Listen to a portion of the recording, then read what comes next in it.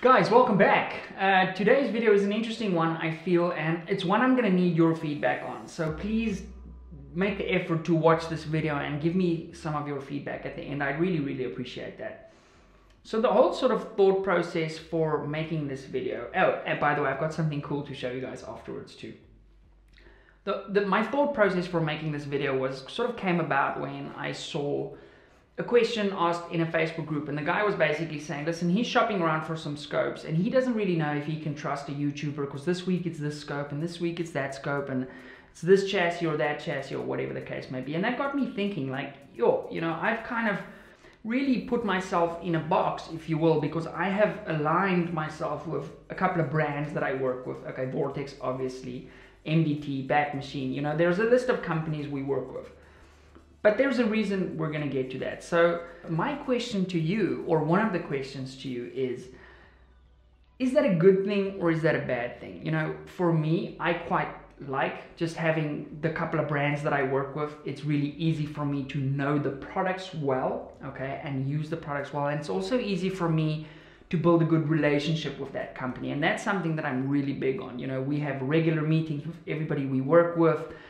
We know how their families are doing and stuff like that. So it's really valuable for me, and I don't feel like I can have that sort of connection if I was, shopping around selling reviews. Okay, and that, by the way, is very important. We don't sell reviews at this channel. So we have channel partners like MDT, okay, who will say, Pete, listen, we want to be sort of the main channel supporter for the year, and you do your thing. They have never asked if they could see a video prior to it going out to you guys. They don't, the patrons see the videos and then you guys see them along with MDT. They've never given me any sort of feedback on we need this in a specific video or we need you to say X, Y, Z. Never given me a script. In fact, they've gone as far as to say, like, this little thing that I do here, the presented by MDT, if I, for example, do a video on the HNT 26 or whatever the case is, I don't have to bother putting that little annotation thing in there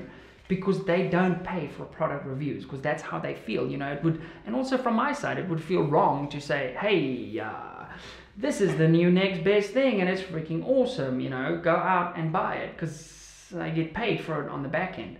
So that's why I always have full disclosure with you guys. A bunch of the stuff that we work with in the channel, like the AMP Mark II behind me, okay, the annealing machine, that is sent to the channel for us to play with and show you guys what the machine can do. What you then decide to do with that information afterwards is completely up to you. Now, when I watch reviews to buy whatever, okay, whether it's upgrading my cell phone to the next generation thing or whatever, I don't just consume content from one person, okay? When it comes to tech videos, I like Marquez Brownlee's channel. I think he does amazing tech videos. So if you guys aren't subscribed to Marquez, the stuff that they play with on a weekly basis is super cool. Now, my question to you is, can you trust me more because I'm brand loyal, okay, and I like working with the same stuff? Or would I have more credibility if I got hands-on with everything and then kind of just like, I almost want to say whore myself out because now I need to invoice Leopold for the Mark V video and I need to invoice Night Force for the SO video, and because then that's what I would need to do in order to make this a viable business, if that makes sense to you guys. Because for the amount of energy and time that we invest into creating content for you guys, like if I put that amount of energy and time into anything else, I'd build a phenomenal business. So unfortunately, at the end of the day, it needs to be financially viable for us to run the YouTube channel too. So that's why, like, sticking with guys like MDT, for example, it is such a good thing for us as a channel because we can focus on making educational content, and every now and again we'll do like a, hey, this is a specific MDT video, because they're not actually wanting to do that. They want to educate people to help them become better shooters. So our vision is very much in line with what I want to do.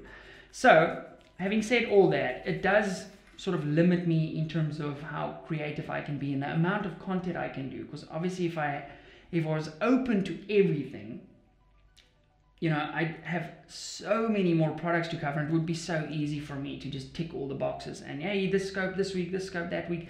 And hell, what I could even do at that point in time is actually purchase optics, give you my opinion on them, and then, I don't know, sell them on my store or whatever. So I guess there's many ways to skin the cat when it comes to that. But what I want you to know is when I tell you something is freaking awesome and you pick it up, I don't think I've ever made one recommendation or ever seen a comment about somebody saying, we picked this up because we watched your XRS video and it's freaking sucks. I've never seen that.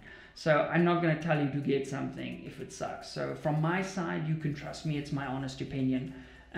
Some of the stuff like this HNT 26, this is super badass, but it's ridiculously expensive in South Africa. So I don't think a lot of people in South Africa are going to pick this up because it's almost unaffordably expensive. Doesn't change the fact that it's super nice and I'm really going to enjoy using it. By the way, YouTube monetization person, this is not a gun. The struggle's real at the moment with that. Anyway, so I thought I'd loop you guys kind of in on that as to where we are as a business.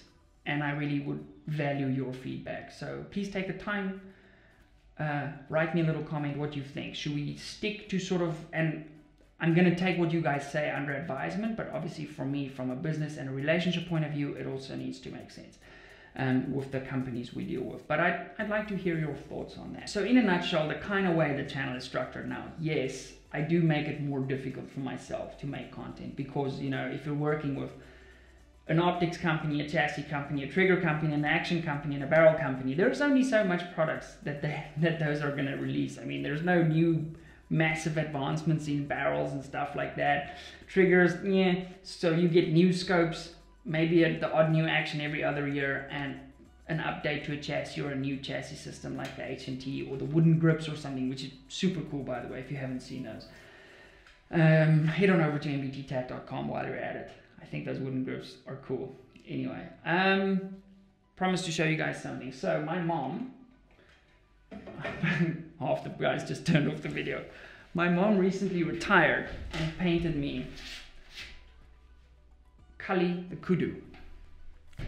It is pretty gigantic. I'm gonna hold it here so you can see it a little bit better. But super cool. So I need to find a space to put Kali up here in the studio somewhere. We are gonna do some sound treatment. Again, a bunch of you have said, Pete, we need to get rid of the echo, this, that. There's foam all the way there.